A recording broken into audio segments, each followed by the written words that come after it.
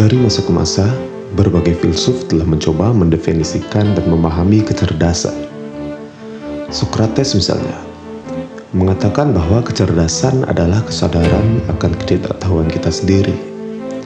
Baginya, mengakui bahwa kita tidak tahu segalanya adalah langkah pertama menuju kebijaksanaan. Kerendahan hati intelektual. Sokrates mengajarkan bahwa orang cerdas adalah mereka yang sadar akan keterbatasan pengetahuan mereka. Mereka tidak takut untuk mengakui ketidaktahuan mereka dan selalu terbuka untuk belajar. Contoh nyata dari ini dapat dilihat pada sosok Isaac Newton. Setelah menemukan hukum gravitasi, Newton berkata, "Saya hanya seperti anak kecil yang bermain di tepi pantai. Sementara lautan kebenaran yang besar dan belum ditemukan terbentang di hadapan saya." Kerendahan hati intelektual ini memungkinkan Newton untuk terus mengembangkan ilmunya dan tidak terjebak dalam keyakinan yang salah. Kedua, rasa ingin tahu yang tinggi. Plato, murid Sokrates, menekankan pentingnya rasa ingin tahu. Orang yang cerdas selalu ingin tahu lebih banyak. Mereka tertarik pada dunia di sekitar mereka dan selalu mencari pengetahuan baru. Mari kita lihat contoh dari Marie Curie, ilmuwan yang menemukan radium dan polonium. Rasa ingin tahu yang tak terbatas mendorongnya untuk melakukan eksperimen yang tak terhitung jumlahnya. Meskipun menghadapi risiko besar, hasilnya penemuan-penemuan revolusioner yang mengubah dunia ilmu pengetahuan selamanya. Yang ketiga, kemampuan untuk berpikir kritis. Filsuf modern seperti Immanuel Kant menekankan pentingnya berpikir kritis. Orang cerdas mampu menganalisis informasi secara objektif, mempertanyakan asumsi, dan mengevaluasi argumen dengan hati-hati.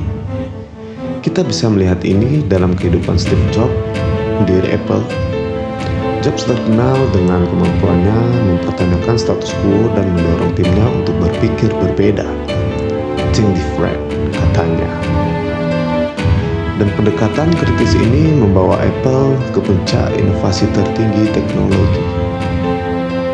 Berikutnya, keterbukaan pikiran. John Stuart Mill, seorang filsuf utilitarian, berbicara tentang pentingnya keterbukaan pikiran. Orang cerdas tidak terjebak dalam dogma atau ideologi yang sempit. Mereka bersedia mendengarkan pendapat yang berbeda dan mempertimbangkan sudut pandang lain. Sebagai contoh, Mahatma Gandhi dengan prinsip ahimsa atau non-kekerasan membuka pikirannya terhadap berbagai budaya dan agama, memadukan ide-ide dari timur dan barat. Keterbukaan ini memungkinkan Gandhi untuk memimpin gerakan kemerdekaan India dengan cara yang inovatif dan penuh belas kasih. Yang kelima, kemampuan beradaptasi. Charles Darwin, meskipun dikenal sebagai ilmuwan, memberikan wawasan penting tentang kecerdasan melalui konsep seleksi alam.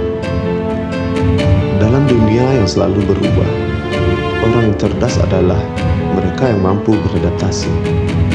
Lihatlah Elon Musk, yang beradaptasi dari PayPal ke Tesla, SpaceX, dan SolarCity. Kemampuan beradaptasi ini memungkinkan Musk untuk terus berinovasi dan berhasil dalam berbagai industri yang berbeda. Yang keenam, empati dan pengertian.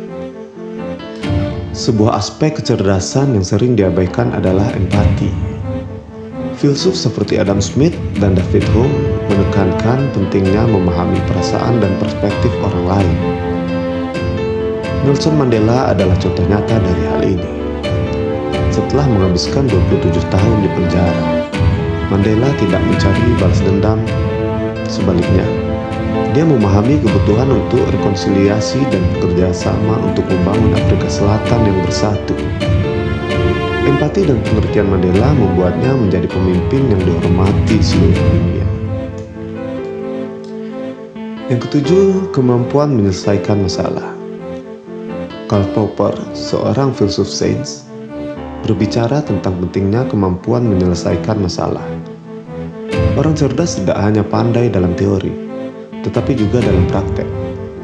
Sebagai contoh, lihatlah Wright bersaudara, Orville dan Wilbur Wright, yang mengatasi banyak rintangan teknis dan konseptual untuk menciptakan pesawat terbang pertama.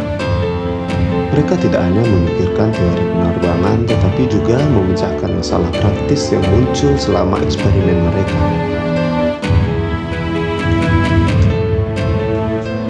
Yang kedelapan, keingintahuan filosofis. Akhirnya kita kembali ke akar filsafat itu sendiri, keingintahuan filosofis. Filsuf seperti Friedrich Nietzsche dan Martin Heidegger berbicara tentang pentingnya mengeksplorasi pertanyaan-pertanyaan mendasar tentang keberadaan, makna hidup, dan nilai-nilai moral. Kita bisa melihat contoh ini pada Albert Einstein.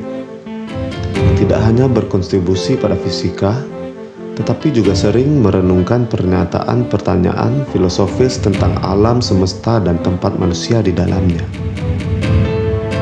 Keingintahuan filosofis Einstein membawanya untuk memahami prinsip-prinsip fundamental yang mengatur alam semesta.